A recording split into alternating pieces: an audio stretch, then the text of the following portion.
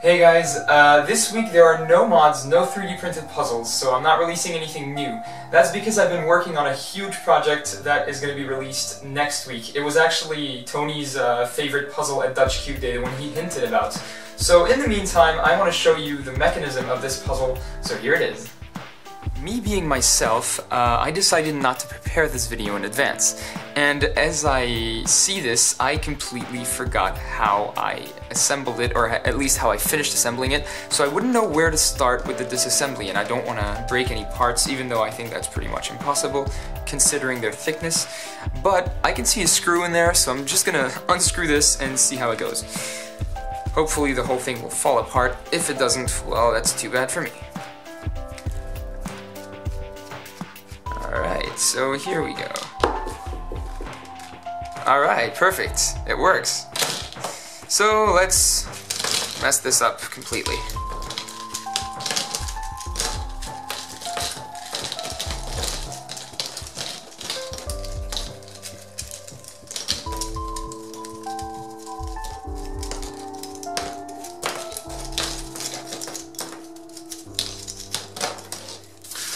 Alright.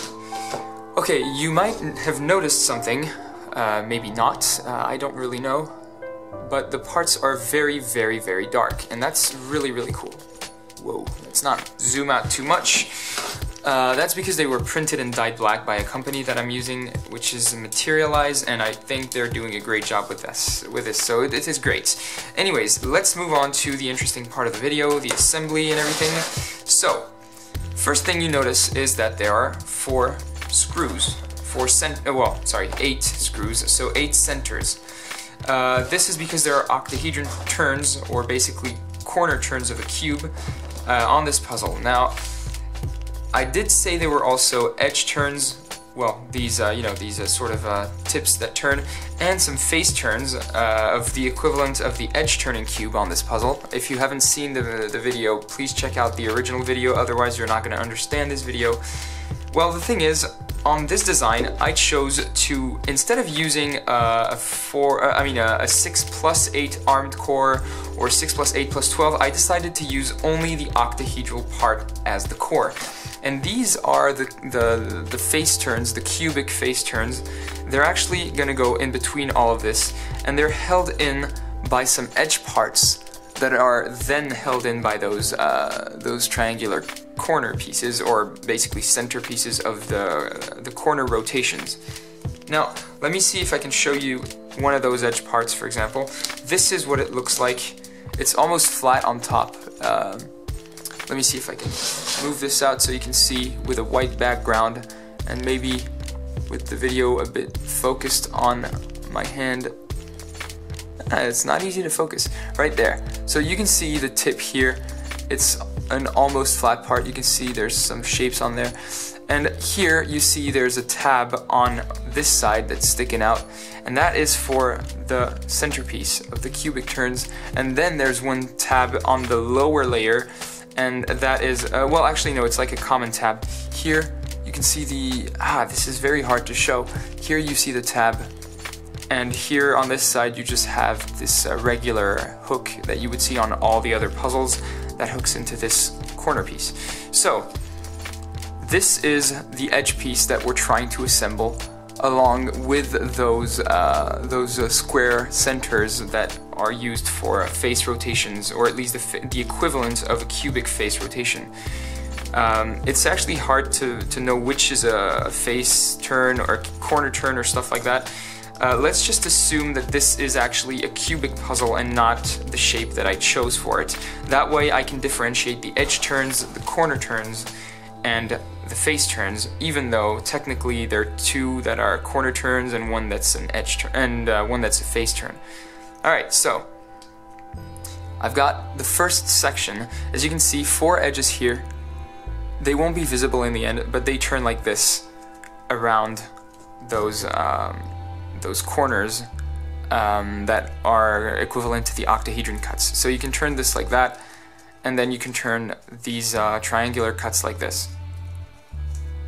So this is how I'm going to assemble the first part of the puzzle, and once that is finished, I will show you the rest of the assembly. But first, these edges need to be assembled, and the square centers as well.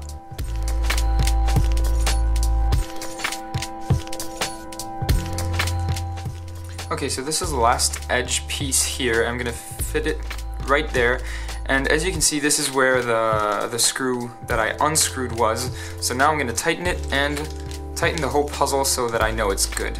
Alright, so. Alright, that seems fine. That seems very smooth and tight nevertheless. It's a good thing. Because I hadn't really adjusted the tension in the first video, and now I can, so I'm going to take advantage of that moment and adjust those centers here, and that is something that I wanted to do, so that's perfect. Alright, so this is how they turn. So you can see those face turns that I was talking about, where you see 4 edges on the side. And you've got those corner turns where you see 3 edges. This is the equivalent of the dyno cuts. And it spins really well. It's very tight, so there's no problem, even though there are parts missing for now. So that's a good thing. Alright, so let's move on to the next part. Let me just show you something. I don't know if you can see those holes. This is actually just a pivot. So this part, for example, is cut inside this pivot. So if I put it here, it can turn in there, in that hole quite easily. Same goes for those parts here that are gonna be fitted right there. They can turn inside this hole that's right there. And there are 12 of these, and these correspond to the 12 rhombic dodecahedron faces. As you can see, this is almost the shape of a rhombic dodecahedron. So now I'm gonna spread out the parts with the corresponding colors so that I actually make it easier for me to assemble this puzzle. So for example, let's see those big corners. I think there are 6 of them. Well, no, that was a stupid thing to say. There are actually 12 of them. So let me try to explain what I'm gonna do now. If I can find the one that I'm looking for, with purple and white. It's not that one, so it has to be the opposite one. Here it is. So, for example, these parts go together, so I'm gonna put them all together in one space. And I'm gonna spread this out so that it's easy to assemble and I can show you in real time how to assemble it. So let's move this and I'll show you this in like 5 minutes how I'm gonna assemble it.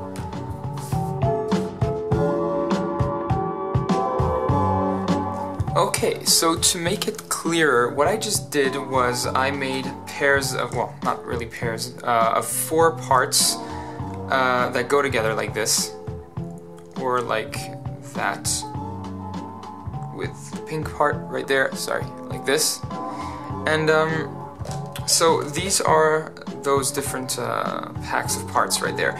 And right here, I've spread out those parts there. So it's gonna make it easier to assemble because I know where each part is, and well, it's pretty obvious why this is making it easier to assemble. So let me just show you how I assemble the first set of parts, and then I'll move through, I'll speed through the rest. So let's start with this pack of parts, for example. So, as you can see, this is what I'm gonna do. So I'm gonna start with the red, white, pink, green, light green center. So first I need to find those tiny sword-like parts that go in the right position. For example, this one is gonna go right there, and then this is gonna be going over it like that. So I need to find the pink one that's the opposite direction, which is this one. I need to find the red and white ones. So the red one goes here, if I'm not mistaken. That's correct. No, yeah, that's correct. And the white one goes, it's not this one, so it goes here. Right, perfect. Then I'm gonna take those small parts and slide them between, sorry, I'm gonna take those small parts here, slide them between the 2 adjacent parts, while remembering to still put them inside the circle that I showed earlier, these circles there. Then I'm gonna put the other small part where it belongs here. Then this large part there, Again, these were already together because of the sorting that I did earlier. And I had a bit of trouble talking there. I was just, I don't know, confused, I guess. And this goes right there. You might notice that it doesn't fit. That's normal. There's a hook. All you need to do is pull out the parts, well, pull them apart and slide this in or click this in by pressing. It doesn't matter if you apply a lot of force on 3D printed puzzles because this plastic is nylon and it's basically indestructible. So what I've done is I've assembled this first set of parts right there. And this is one of those tiny, edge turns that you would find on a cube. This is basically one of those baby face turns that you find on the stellated rhombic dodecahedron shape. So I'm going to move on to the second one. I'm just going to show you one more so that you see that there's some more confusion there because, well, whoa, that was unfortunate. There is one bit of confusion that I can find. I don't know where this corner is supposed to go, for example. I think it's the opposite here, maybe there. I think that's where it's supposed to go, but then again, this is what makes it difficult to assemble. I honestly do not know. And this is gonna be a slight problem. I think there's an other red-white. No, there is no other red-white part. There is blue-white and red-blue. So I think this is supposed to go... This is difficult. So red is here, there, here, and there. Which means white is there, and blue is here. So I think this is the right color scheme. I definitely... I am helped by the fact that I know the color scheme, but I think this is going to be way harder than I thought to assemble because of that issue. The fact that the colors aren't necessarily adjacent because a face isn't really colored in a certain way. It's more like the 4 adjacent faces have that color, but not the face that I'm talking about. So it is going to be quite difficult, I think. Alright, so all that's left is this purple part. And now I can assemble the rest of those small parts that are on the side. I've just noticed something. I think I may have lost one. Okay, there it is. It was on the right of the screen of the frame. Now I can assemble this, and I've got all the parts here. I just need to put in that centerpiece right there. Click it in. And I think that is the right color scheme. I am not even sure what I'm doing. Wow. So I am going to assemble one last one, the blue and red one. And yeah, it seems like this is the right color scheme because the red is on the red face and the blue is on the blue face. So it seems like this is correct. And I think it is. So that's the good news. It's that I'm not going to have to refilm this video because I screwed up. Which happens more than you know, believe me. Sometimes I'm not prepared at all for what I see and I have to start all over again.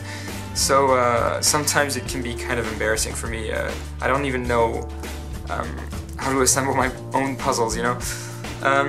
Well, at least with the stickers on, because it gets more confusing. So, last phase that I'm doing in real time, this here, small part there, this edge here, not here, the other way around, and this last one there. Alright, I've got all this, the parts assembled here except the big one, and here it goes. Alright, so I've assembled this, the first part, and I can actually get a corner turn on this.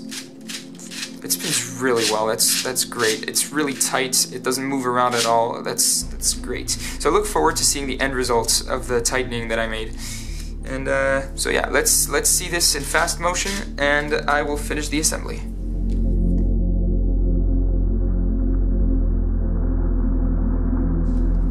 Alright, so last part, I need to spread this out well so I can really slide it in. It's going to be quite difficult in my opinion because it turns out the puzzle is tighter than I expected. So now I'm moving it a bit and trying to fit this in. Okay, so it did click in, but it is very tight, so I wouldn't be surprised if this was too tight. It turns, but it is quite tight as I thought. So I'm going to untighten the screws a little bit quarter turn per screw, and I think that should do the trick. Honestly, yeah, I think that'll be largely sufficient. So I think it spins better than it did at the beginning, and I think it's going to spin even better now, considering I tightened it and then it readjusted. Alright, so it spins really well, but it's still very tight, and that's a really nice thing. Just had a small lockup, but that doesn't matter, it's fine. Alright. I don't want it to be too tight either, because, you know, I'm sliding over some other parts, so if it manages to damage the super glue coating that I put on the parts, it could damage the puzzle, so that would be unfortunate. So yeah, this is the Superstar. Now you know how it works, and yeah, I hope you enjoyed this video, and if you did, feel free to subscribe as always, and like my social networks. They're all in the description below, and yeah, I'll see you in the next video.